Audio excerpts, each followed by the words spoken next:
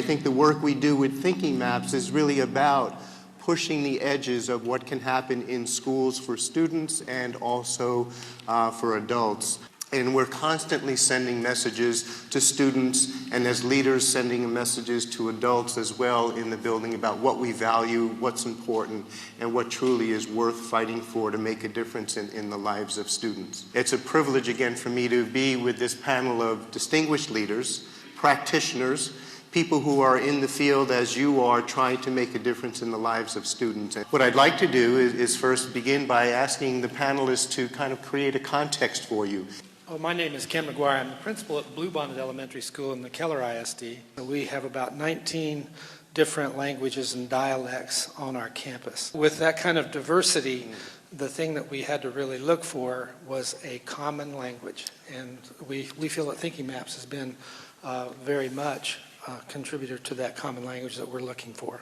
We have 6 middle schools and 20 elementary schools. So we work with 29 principals and about 44 assistant principals.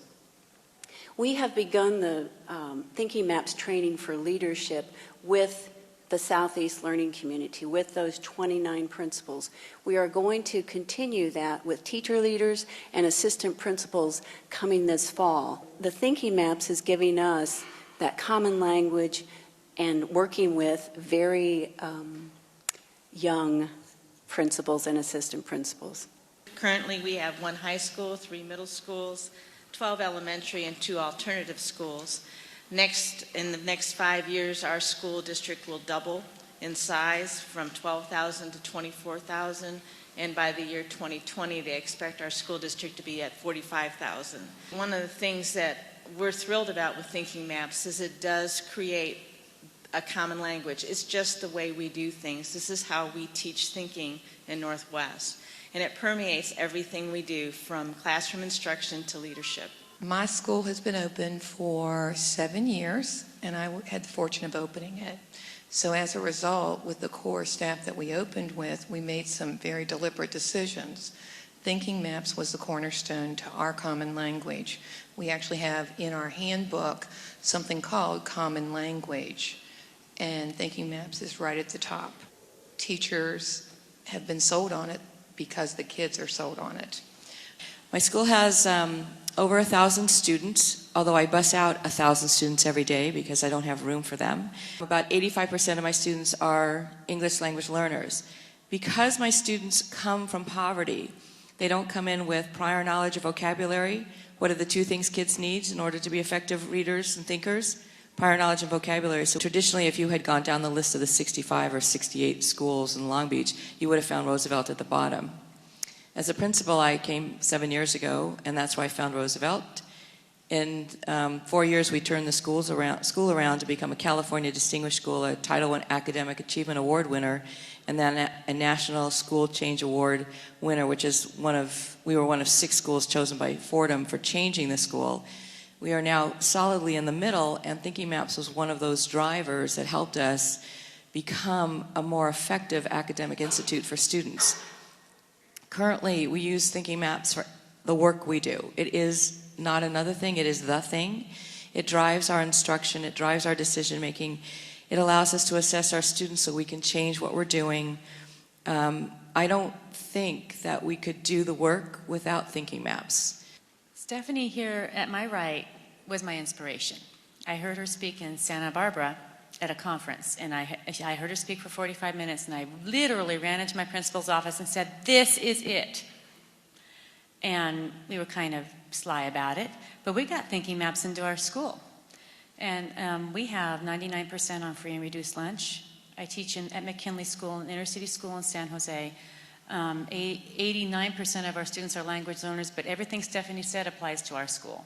Thinking Maps has given us the tools we need to take our safe school. It took us 2 years to make a safe school, and Thinking Maps is now the principal force behind developing, fostering, and nurturing a safe social and physical environment for our students, as well as holding them accountable to our highest academic expectations. As I listen to each of you speak, I think we do have to redefine that notion of what is it to be a minority in this country or in this world. I think those definitions, those terms no longer hold as we look at the flattened landscape, as Tom Friedman talked about. The world is flat, and it really is coming in our doors and changing the face not only of our schools but the entire world. And one of the common themes that came out of what you were talking about is this common language and how it represents a way to pull together or unite a school community. I just want to frame our discussion this morning with a couple of quotes and then invite you to really share with us more about your work with the MAPS as school leaders and how that impacts and affects the, not only the learning within the school, but the entire climate within the school. Thinking leaders, thinking schools. We're all leaders within our school environments. And this is a quote from Peter Senge that really influenced the work that David and I did to develop the application of this work to leadership. And it says, the word organization is a product of how we think and how we act. And it cannot change in fundamental ways unless we change our basic patterns of thinking and interacting. Related to that is this quote from Cain and Cain that talks about, in their book, one of the things they talked about is peripheral learning, how we see out of the corners of our eyes and we take in information constantly, impressions in our environments. I love the phrase here that they talk about the sensory context in which we exist, in which students exist, in which adults exist. And there's, I think, a real strong link in these two quotes of how we create environments that really do send very powerful messages to the people within the environments, whether they're students, whether they're the other adults, whether it's a parent who walks in the door of the school. What is the feel of this place? And what is it communicating to us about what the values and beliefs are about learning, about working together in this environment? My opening question to the panel is, really, what was it or what is it about thinking MAPS that connected to some of your core beliefs about leadership that compelled you to bring this work into your practice as a school leader? I've given a lot of thought to this because I'm really not the principal. I'm the English language development facilitator. But it is true that we are all leaders. And watching you watch us talk, you're nodding your head and you're connecting to us because you can relate to what we have to say. Some of you have very different contextual experiences than I have. But we have so much in common. If you watched the video clip earlier, you saw my principal. And if she could be sitting here, this is where she should be sitting, because it is because of her vision of creating a community of thinkers that has led us to the place we are today. Thinking MAPS provided us the foundation to continue our work in creating a safe, social, and emotional and physical place for us to learn. It's a highly, we have uniforms, we have gang problems, huge gang problems, but not on our campus. We have murals painted on our walls, and they've never been defaced in the 6 years that Aurora's been a principal. It's because we have created a community where all are welcome. We invite you to learn, and Thinking MAPS is the instructional tool through which we do that at grade level meetings, at staff meetings, in the classrooms. It is an amazingly powerful visual representation, and it focuses our learning as educators, as students, as parents. It has allowed us to carry forward the work because children can't learn unless they feel safe. And once they feel safe, they learn.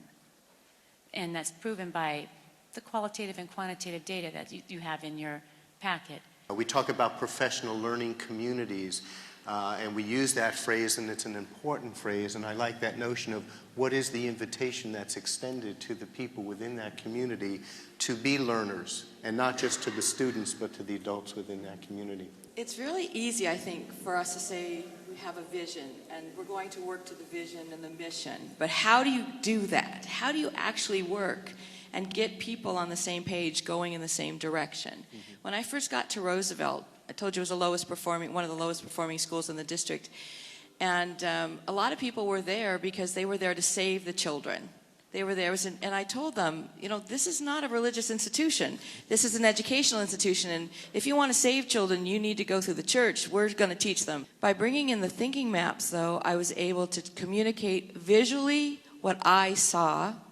They were able to understand, as adults, what I saw in these students. And then the students started to show us what they could do, and then people started to believe that the kids could. And that raised the expectations, so that thinking maps did all the things that we all know thinking maps can do. But what it allowed us to do was to verify visually that our kids were capable. And when kids showed us that, then people stopped believing they were here to save students and that they were here to teach students. And now I can honestly say we have a rigorous, challenging academic program for inner city students, many of which you don't bring academic and middle class them, as Ruby Payne would say. And now, as a result, I'm no longer the leader.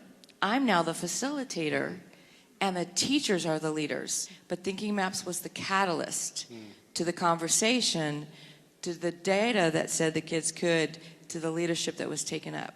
This notion of relating to the staff as learners. So not only recognizing that they are teachers, but that they are also learners, and using the maps to engage them in that process of learning. And then also that notion of yourself as a leader of leaders, and how do you empower that? As I look at thinking maps and leadership, one of the things I know is, first of all, I have a heart of a classroom teacher, and I am a learner, and I'm a doer. I'm not a watcher. And I knew if I didn't practice it in my day-to-day existence, it wouldn't happen in my head. So I had to make myself overtly and very deliberately use the maps. Because if I didn't use them, they weren't going to use them. And it took me a while to get to the place where I did that intellectual shift that you do, where all of a sudden everything you look at is a map. And my classroom is my staff. They are my learners. I am a learner with them. So all of the staff development that I love, which is my passion, has thinking maps embedded in it as a practice, not as a thing. In my studies of educational leadership, I've gone to some business leadership interests. And in the Leadership Challenge by Kuzner and Posner, they have 5 practices of exemplary leaders that they went out and did a massive research study to see these ordinary people that were doing extraordinary things and what was different about them. Well, number 1 was model the way.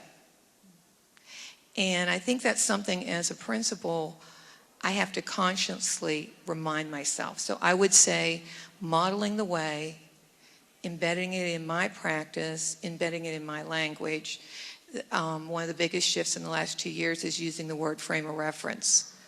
We use it in our language as teachers come and have issues, and I'll say, give me your frame of reference. So a lot of the language and the words we're using beyond just the physical symbols. Might remember that one of the things that Edward said is that the principal can't be the cheerleader. Listening to Lynn talk, that a much more important role, and we know that as a teacher, modeling is one of the most effective strategies you can use, and as a principal who sees him or herself as a teacher, modeling can be one of the most effective strategies. Everybody's a leader, an instructional leader in the school, from the administrators to the teachers to central office. Everyone's a leader. And I guess what I feel this does is that the thinking maps thinking process makes our job easier, and it helps us build the capacity. We have several initiatives in our district, and they're abstract thinking, and by putting a frame around it, giving it some kind of thought process, it helps us explain it better. When we talk about depth and complexity, it's an abstract thought for many administrators and teachers. How do we take it to a deeper level? And using maps and using that common language, I'm able to explain how to take it deeper. And when we're talking this, the leaders all understand it. When you talk about a map in our district, or you bring anything, the other day I was talking with a student, and we were reading a story together, and the student said, "I can see the flow." And I thought, well, this student understands sequencing, and she could see the flow in the story. And she then proceeded to show me how you can show this to somebody else. I said, "How would you teach this to somebody?" And she showed me a map. What I want to do is help build capacity for everyone to understand how to make engaging work for students. And when I'm able to show them with maps a process that they can get to that end product of engaging work, or a principal can walk in and ask a student about their map, or ask a teacher about why they're using that, and we all know what we're talking about. That common visual language is critical to do that. We're all instructional leaders. We all make an impact on kids, and we have an awesome responsibility to do that.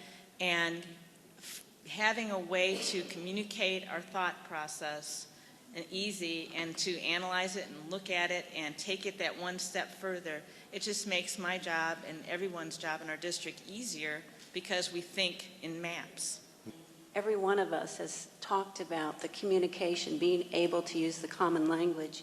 I think that's probably one of the biggest things for us. We're able to talk to our principals with the same language. And as we plan, as we solve problems, as we discuss, we're much more deliberate in our actions. We're much more reflective, and we're much more thoughtful. And I think Thinking Maps is the tool that's allowing us to do that. And we're doing that so that the principals, who are the leaders of their schools, can then work with their teachers and in turn work with their students. We want our students, when they leave school, we don't want them just to do well in school. We want them to do well in life. And I think Thinking Maps will help us do that. And I think Thinking Maps will help us make schools more rigorous, more meaningful, more relevant, so that students can be successful post-high school.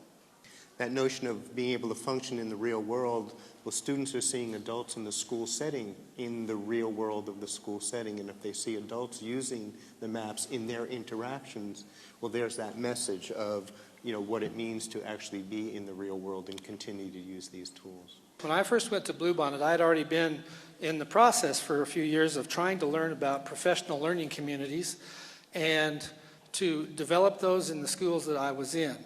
When I went to Bluebonnet, the staff bought right into it and said, "That sounds like a good idea. Let's be a professional learning community."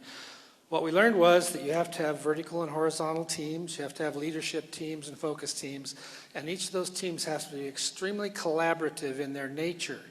What we didn't know was, how do you collaborate? Because sometimes you get together and you sit down with all kinds of great intentions, and then you have a really nice long-ranging conversation and get nothing done. And what we discovered is that the Thinking Maps provide us the opportunity to take those conversations and make purpose out of them, to create focus, to be more time efficient, to be more organized in the way we have conversations and the way we reflect and the activities that we share when we're doing shared planning, creating shared vision. When I found tools that helped me get organized and get things started and develop process that would help me get the work done more effectively and more efficiently in my office, it became pretty aware to me that these are great tools to put to work in my office. And then we began to use them in faculty meetings and the processes that we have on the campus. We used a giant butcher paper tree map hanging on the wall outside my office for us to develop our budget. We put the budget up, we categorized each of the areas. I met with the leadership team and I said, talk to your teams, create a needs assessment, talk about what you need, and then come in and fill in the limbs on the tree map so we can categorize where we need to spend the funds and things. So it gives us the opportunity to have shared decision making, but it gives us a process that's organized and focused and purposeful. And as Ken is talking about, we can't simply call ourselves a learning community or simply gather a group of people together and say we need to cooperate and collaborate, that we need to teach those skills and we need to have tools in order to do that. I want you to know, Ken, that I'm just like you. I had to put the maps up in my administrative conference room right next to my office to remind me to use them. It's that visual cue that made a difference for me personally to shift into it. As to how we could use the thinking maps as we're dealing with parents and others that call with problems. And I'm one that gets a lot of the phone calls. And I really focused on using the circle map, and every time someone calls, I go to a circle map. I have blank paper now. You have to kind of set yourself up so that you're ready to use the maps. When I go to conferences, I just came back from the Model School Conference in Washington, D.C. I have maps. I prepared packets for the 11 principals that were going with us.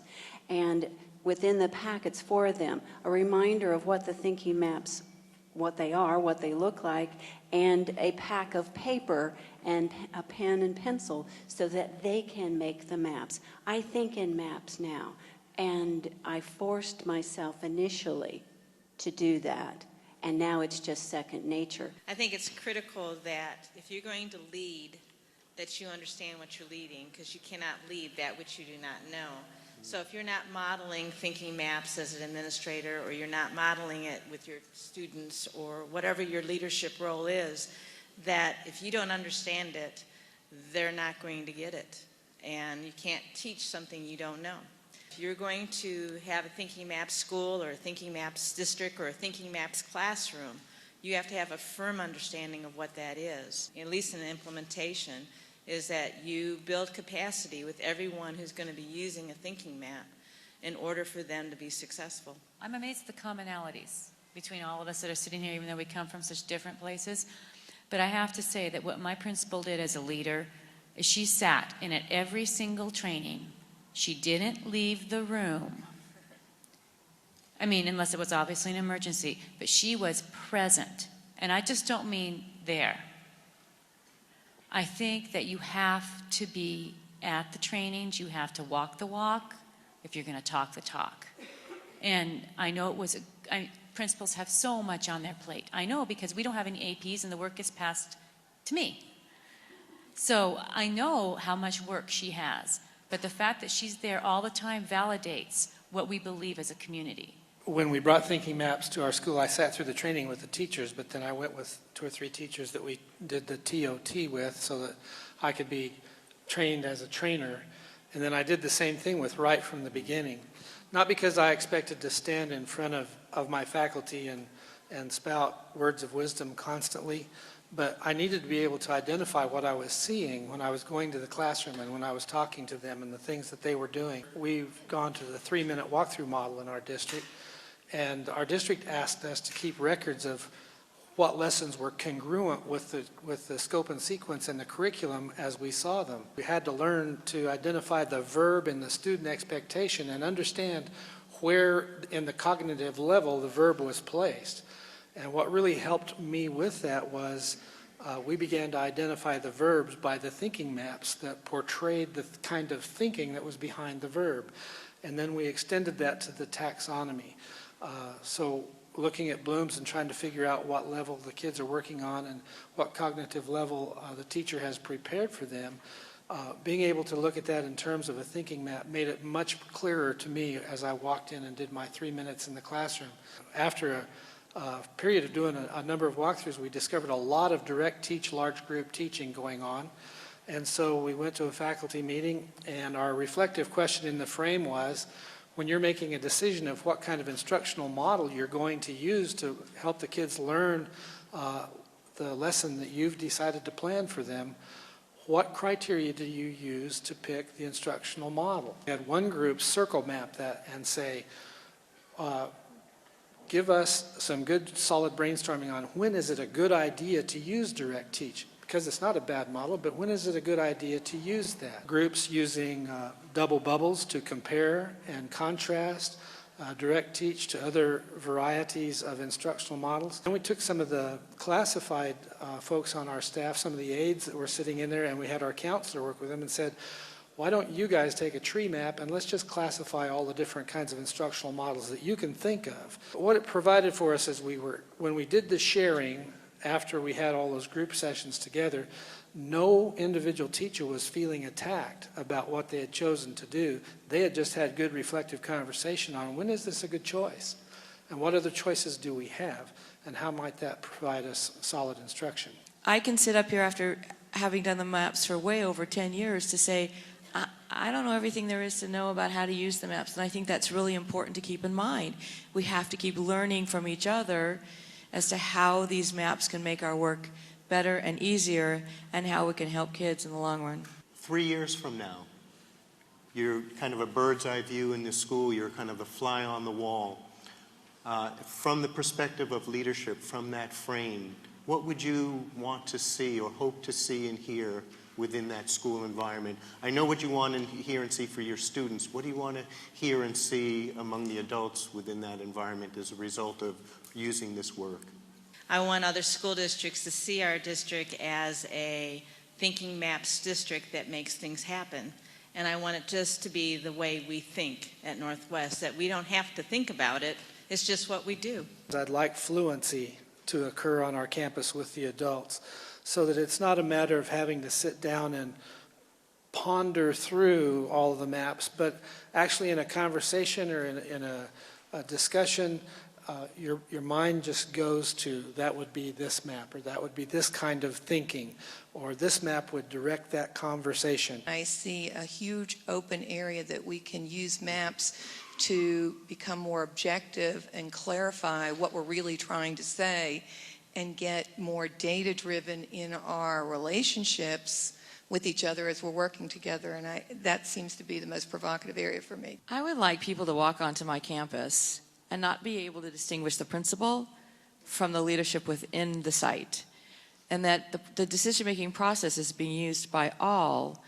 And so that when someone says, well, how did you come to the decision, that it's not the principal that answers, but it's the leaders within the school site itself are using the same decision-making processes, using the thinking maps as I would with the entire staff, so that we all become leaders and that we stop calling principal the principal, because really the title of principal is principal teacher, and that suddenly everybody becomes principal teacher in the site, and that you can't distinguish one from the other. Our next step is differentiation of staff development.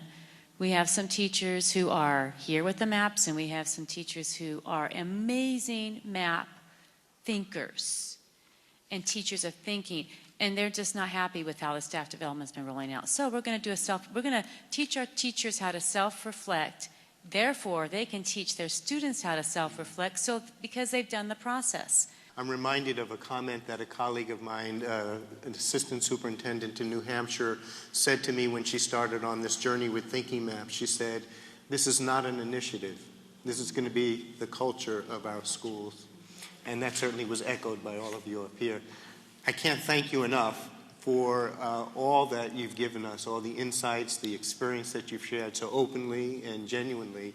We've only scratched the surface. It's a dialogue we hope to continue, to include you, ways of inviting your comments and your reflections as well. And certainly I hope we have an opportunity again to sit here in a formal way and in many other ways informally. So thank you very much for all that you've shared with us this morning.